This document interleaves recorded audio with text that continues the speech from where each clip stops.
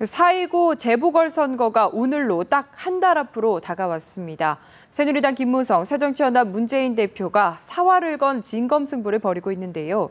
두 대표는 특히 현장 행보의 속도를 높이고 있습니다. 이번 주 강영두의 여의도 족집게에서는 그 속에 담긴 전략들을 짚어봅니다. 새누리당 김무성, 새정치연합 문재인 대표, 중학교 선후배인 여야 대표가 경쟁하듯 현장을 찾고 있습니다. 4.29 재보선을 염두에 둔 행보지만 길게는 내년 총선과 그 다음의 대선까지 염두에 둔 전략이 두 대표의 동선에 녹아 있습니다. 김무성 대표는 전국을 누비고 있습니다.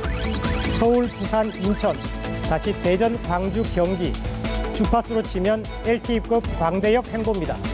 문재인 대표도 이에 줄세라 수도권과 재보선 지역을 오가며 마치 3년 전 대선 당시처럼 빡빡한 일정을 소화하고 있습니다. 그런데 두 대표의 스케줄에는 여느 재보선 때와는 다른 특징이 엿보입니다. 보통 재보선처럼 투표율이 낮은 소규모 선거에서는 전통적 지지층인 집토끼를 지키는 데 주력합니다. 그러나 요즘 두 대표는 취약층인 산토끼를 공략하는 데 포커스를 맞추고 있습니다. 상대 지지층이 강한 적진을 파고드는 일종의 영역 쟁탈전인데 새누리당은 기존 노선에 비해 좌클릭, 새정치연합은 우클릭하면서 중도화를 위한 경쟁 흐름과도 무관치 않아 보입니다. 김 대표를 보면 서울 관악고시촌, 부산 해양대, 모교인 한양대 순으로 사흘 연속 대학가를 찾았습니다. 새누리당이 가장 약세를 보이는 대학생들을 만나 강연 정치를 이어갔습니다. 잘 아시다시피 우리 새누리당이 청년층에게 인기가 없는 정당이기 때문에 청년들의 절규나 청년들의 주장 요구를 계속 듣는 그러한 노력을 갖다 계속 할 생각입니다. 물론 종북 세력을 척결하자고 주장하는 등 보수 결집을 겨냥한 발언도 빼놓지는 않지만 과거와 비교할 때 비중을 달리하는 모습이 역력합니다. 여당의 불모지인 광주에서는 선절까지 올렸습니다. 30년 이상 만에 광주 시민 여러분의 지지를 받아가지고 정승 후보가 국회의원으로 당선되면은 우리 정승 후보를 새누리당의 지명직 최고위원으로 임명하도록 하겠습니다.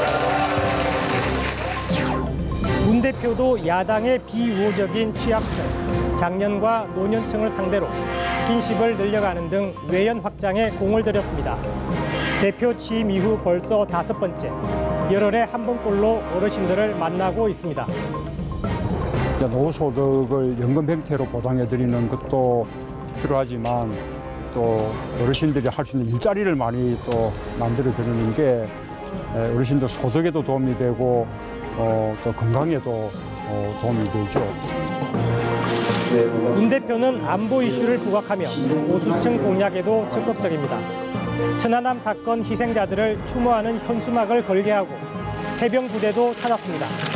특히 천안함 사태를 폭침으로 규정해 기존의 어정쩡한 태도에서 확실히 벗어났습니다.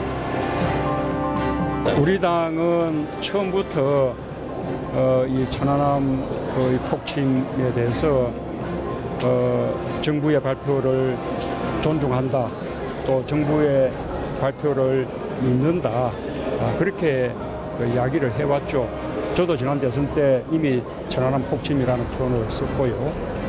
이제 그런 일로 국민들 분열시키면 안 되죠.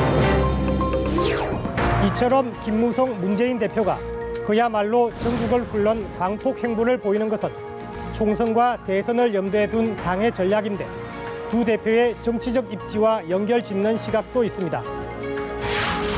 단순히 관리형 대표라면 대과 없이 직분을 수행하는 데 그치겠지만 문 대표는 이미 대선에 출마한 적이 있고 김 대표 역시 여권 내 주자로 부상한 상황. 이참에 확실히 존재감을 각인시키려 하고 있다는 겁니다. 두 대표의 경쟁적인 닮은꼴 행보는 지난달 문 대표가 취임하자마자 시작됐습니다. 문 대표가 야당 대표로는 처음으로 이승만, 박정희 전 대통령 묘역을 참배하자 김 대표는 노무현 전 대통령 묘역 참배로 호응했습니다.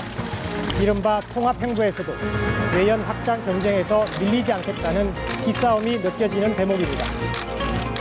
지난 대선에 출마했던 문재인 대표가 등장함으로써 대선 경쟁이 본격화됐고요. 다음 총선이 1년여밖에 안 남았기 때문에 집토끼를 넘어서서 산토끼를 잡아야 되는 부담도 또 생겼습니다. 그런 점에서 최근에 국민 속으로 들어가는 두 대표 행보는 총선 준비와 대선 주자로서의 지지율 관리 이 두 측면을 다 가지고 있다라고 볼 수 있습니다. 두 대표가 처음 맞붙는 다음 달 재보궐선거가 다가올수록 현장을 찾는 두 사람의 발걸음은 더욱 빨라질 전망입니다. 지금까지 강영두의 여의도 족집게였습니다.